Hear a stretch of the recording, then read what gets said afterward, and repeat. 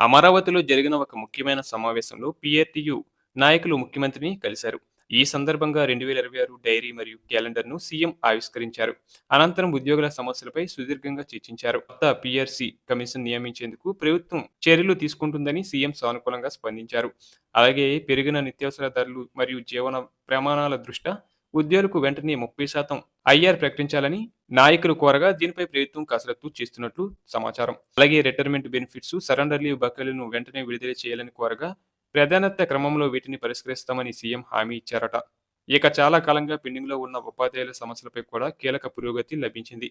నూతన జిల్లాల presidential order వచ్చిన నేపథ్యంలో ఉమ్మడి సర్వీసు రూల్స్ ఏర్పాటు కోసం త్వరలోనే ఒక ప్రత్యేక కమిటీని వేయబోతున్నారు. ఈ రూల్స్ అమల్లోకి వస్తే ఉపాధ్యాయుల పదోన్నతులు మరియు బదిలీల ప్రక్రియ మరింత సులభతరం కానుంది.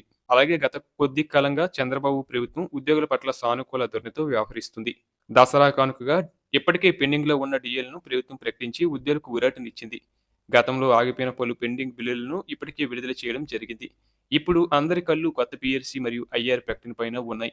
ఈ సంక్రాంతికి వీటికి సంబంధించి అధికారిక ఉత్తర్వులు వెలువడే అవకాశం ఉందని ఉద్యోగులు భావిస్తున్నారు.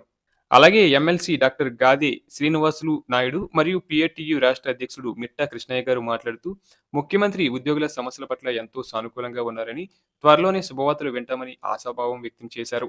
ఏపీ ప్రభుత్వ ఉద్యోగులు, ఉపాధ్యాయులు మరియు పెన్షనర్ల చిరకాల కోరికలు ఈ సంక్రాంతితో తీరబోతున్నాయని తెలుస్తుంది.